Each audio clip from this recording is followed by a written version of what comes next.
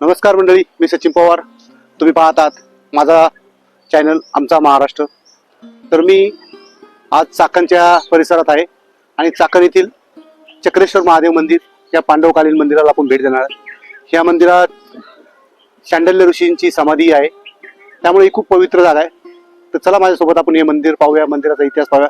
इथे खूप मोठी पुरातन प्राचीन पिंड आहे, महादेवाची पिंड आहे. चला आपण पाहूया, या माझ्यासोबत.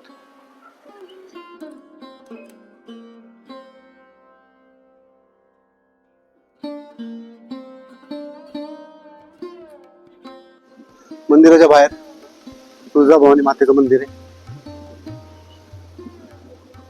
मंडळी, या मंदिराच्या परिसरामध्ये शांडल्य ऋषींनी हजारो वर्ष तपश्चर्या केली आणि त्यांची समाधी इथे, ही त्यांची समाधी तुम्ही पाहू शकता.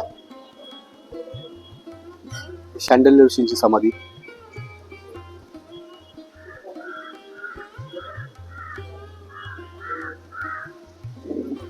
इथे एक नागदेवता असलेली शिळा आहे.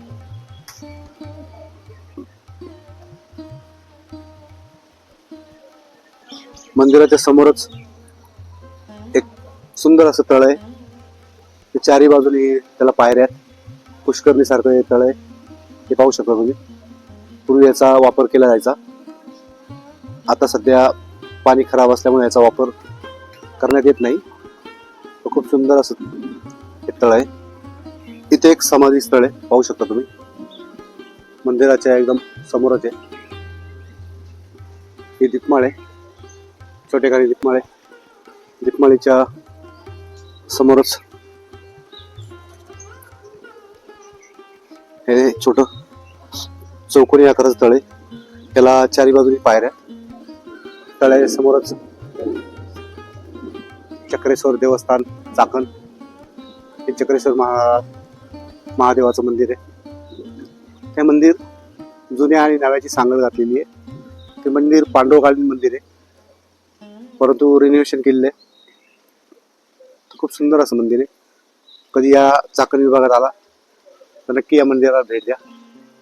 इथे आल्यानंतर मनाला शांती भेटते. इथे पाहू शकता तुम्ही, खूप सुंदर असा नंदी महाराजांची इथे मूर्ती आहे. तर मंडळी, या चाकण नगरीला एक इतिहास आहे. इतिहासात उल्लेख पण आहे. जे राजा दशरथ होता, त्याने राजा दशरथांनी असुरांबरोबर युद्ध केलं होतं. त्यावेळेला त्यांच्या रथाचं सारथ्य राणी कैकेयी करत होती आणि राणी कैकेयीने जे रथाचं चाक निखळायला लागलं होतं, पण राणी कैकेयीने ते आपल्या बोटाने धरून ठेवलं आणि अशा प्रकारे राजा दशरथाची मदत करून ते युद्ध जिंकून दिलं. त्यामुळे राजा दशरथाने राणी कैकेयीला वरदान दिले होते की तू जे मागशील ते मी पूर्ण करेन. मंडळी, खूप सुंदर अशी चक्रेश्वराची स्वयंभू महादेवाची पिंड ही पाहू शकता. खूप भली मोठी पिंड आहे. तर अशा प्रकारे चाकण नगरीला ह्याच्यामुळेच चाकण हे नाव पडलं. चाक प्लस कणा दोन्ही मिळून चाकण, तर असा इतिहासात उल्लेख आहे. तर हे पुरातन काळात पौराणिक कथांमध्ये आढळणारी नगरी, आता जी तुम्हाला औद्योगिक नगरी दिसते, तिला इतिहासातही तिचा उल्लेख आहे. मंडळी, हे मंदिराचं गर्भगृह पाहू शकता. खूप सुंदर असं याची बांधणी आहे, पाहू शकता तुम्ही. पूर्ण बेसाळ दगडामध्ये, काळ्या दगडामध्ये बांधलेले आहे. हा गाभारा आहे, खूप सुंदर असा गाभारा आहे, पाहू शकता तुम्ही. तर मंडळी, आपण चाकणच्या मध्यभागी असलेलं पांडवकालीन चक्रेश्वर महादेवाचं मंदिर पाहिलं.